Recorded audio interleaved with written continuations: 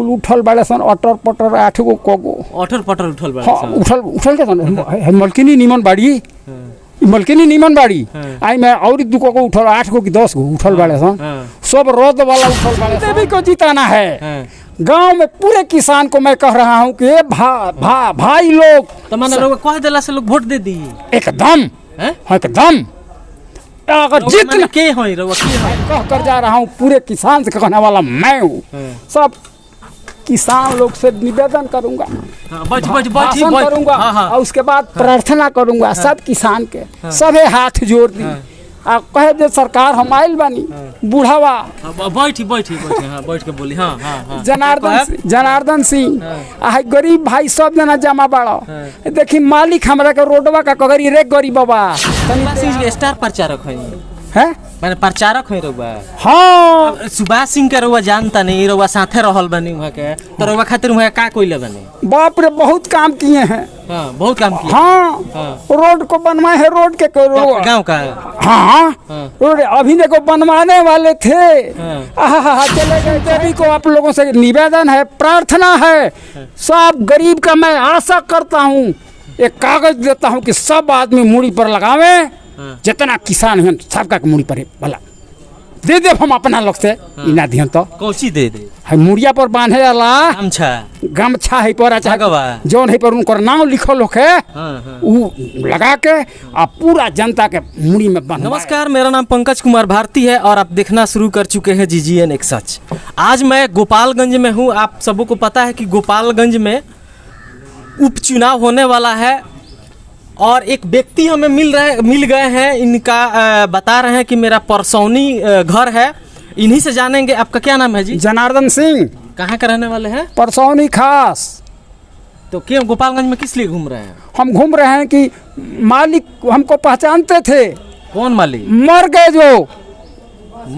हाँ आइए। सुभाष सिंह। हाँ ये बेचारे मर गए हैं। हाँ। और मैं उनके लेडीज को जिताने के लिए मैं चारों तरफ तैयार किसान लोगों को करने के लिए तैयार हूँ। आप प्रचार कर रहे हैं? हाँ प्रचार करेंगे हर जगह हर जिला में जितने लोग पहुँचेंगे सबसे निवेदन करेंगे प्रार्थना करेंगे। सब भाई सुन लो लेकिन हम बड़ी निमन आदमी बोला तानी बुढ़वा भइल बानी के करे के जितावे के बा के करे के ये लेडीज के का नाम हो कुसुम देवी को जिताना है। गांव में पूरे किसान को मैं कह रहा हूँ कि भाई लोग तो माने लोग कह देला से लोग वोट दे दी एकदम एकदम अगर जितना के होई रवा के होई। हाँ हम राजपूत हमी। फिर राजपूत होई राजपूत से बहस बा। हाँ राजपूत कह देम तो लोग वोट दे दी ना। सब गरीब जितना बड़े हमरा से प्रार्थना करब हाथ जोड़े बाजार के बेरा माइक लगा के कहे हर पंचायत में हर जिला में पंचायत होगा। हम हर जिला में जहाँ 400-300 लोग आइल बा कुल कीने वाला सबसे मैं हाथ जोड़कर प्रार्थना करके कहूँगा कि मैं बुढ़वा जनार्दन सिंह बूढ़ा हो गया है मालिक को मैं जिताए थे। सुभाष सिंह जी लोग चिन्हत रहनी है। हाँ बार बार वहाँ जहाँ रहते थे गोरखपुर कौन जगह पटना वहाँ पटना वहाँ हमको खिलाते थे पिलाते थे पैसा देते थे गाड़ी नहीं तरह हम लोग जाते थे 5 आदमी को वहाँ से 5 दिन रहे 6 दिन रहे वो खिलाते थे। मैंने सुभाष सिंह जी के स्टार प्रचारक है मैंने प्रचारक है रउवा।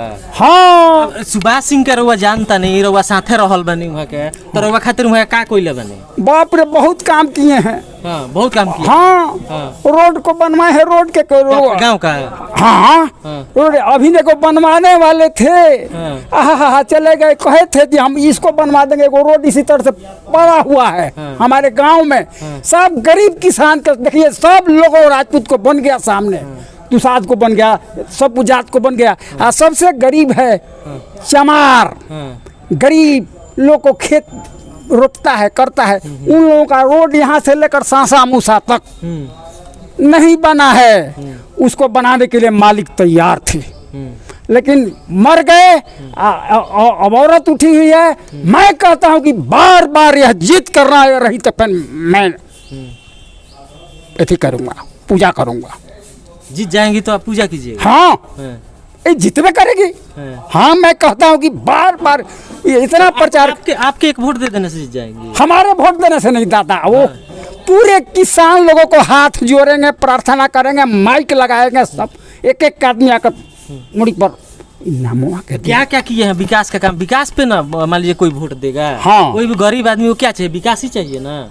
वो रोडवा जो बना है कहते थे कि हम बना देंगे, रोडा के कहे रोड बना है, वो गरीबों के आज नहीं बनल, हमनी को पूरा से कह दे रहे तो कहे रोडवा काहे नहीं बनत रे, आ तो मालिक कल बानी बना दे के दोसर कोनो नहीं कैसन बनाओ, सब रोड बन गइल बा। उ चमार दू साल होंगे तो कहीं के नहीं बनल, थोड़ा ही दूर बा, ढेर दूर नहीं खे बनल।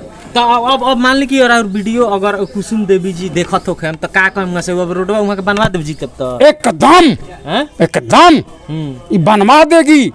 बहुत औरत बुद्धिमान है, चालाक है, उनकी औरत है। पूरा किसान सो में कागज पत्र देकर मुड़ी में लगवाएंगे, पूरे बाजार के दिन है, पूरा हर गांव में, मतलब गांव हर पंचायत में घूमिएगा। हाँ बीजेपी का झंडा लेकर। हाँ वोट मांगिएगा। हाँ वोट मांगे बा को है। ये मालिक मर गई बड़े, उनकर औरत उठल बाड़ी, उनकर नाम लिख ले बनी। अच्छा। कहे कि वो औरत के देखिए आप लोग से निवेदन है, प्रार्थना है, कुल उठल बड़े सन, अटर पटर 8 गो कोगो अटर पटर उठल बड़े। हाँ उठल के सन मलकिनी नीमन बाड़ी, मलकिनी नीमन बाड़ी आई में और 2 को उठल, 8 गो कि 10 गो उठल बड़े सन, सब रद वाला उठल बड़े सन। आई मलकिनी अच्छी है, हवा हो जाएगी कि हाँ एकदम हवा हवा हवा। मैं कहता हूँ भगवान से कि हवा आई जीत जाएगी, जीत जाएगी, जीत जाएगी। मैं कह कर जा रहा हूँ, पूरे किसान से कहने वाला मैं हूँ। सब किसान लोग से निवेदन करूंगा, भाषण करूंगा और उसके बाद प्रार्थना करूंगा सब किसान के, सबे हाथ जोड़ दी आ कहे जे सरकार हम आइल बानी, बूढ़ावा बैठ के बोली। जनार्दन सिंह आ गरीब भाई सब जना जमा बाड़ा। देखी मालिक हमरा के रोडवा का कगरी रे गरीब बाबा तनी तैयार हो खसन, तो हमारा गांव वाला बजरिया के दिन सब तैयार रही सन। आ रोडवा तनी के बनल बा तो ना हम कहीं हम कहले रहे मालिक से बनवावे के तो लिख दिला बाड़े, लिखल बदल आ बनवावे कर ले हन तलक मर गई। हे भगवान इस तरह से क्यों किए आप? उनको हमें मराना नहीं चाहिए। बहुत मानते थे, बहुत अच्छा थे, इनको उनकी औरत है, उनको जिताना है, उनको नाम लिख ले, उनको जिताना है। कुसुम देवी, कुसुम देवी हमारे याद हो गई। कुसुम देवी को आप लोगों से निवेदन है, प्रार्थना है, सब गरीब का मैं आशा करता हूँ, एक कागज देता हूँ कि सब आदमी मूड़ी पर लगावे, जितना किसान है सबका मुड़ी पर भला दे दे। हम अपना लोग से इना दिहन तो कौची दे दे है, मुड़िया पर बांधे वाला गमछा है पर जौन है पर उनकर नाम लिखल होके उ लगा के आ पूरा जनता के मुड़ी में बंधवाए। किसान के जितना मर्द मेहरार वाले सबको मुड़ी में लगाओ, मुड़ी में लगाओ। कहला के बाद सबके मुड़ी में लगेगा और मैं उसको जिता कर वोट में इसको जिताएंगे। बार बार मैं कहता हूँ कि इसको जिताएंगे। चलिए बहुत धन्यवाद। धन्यवाद हे भगवान।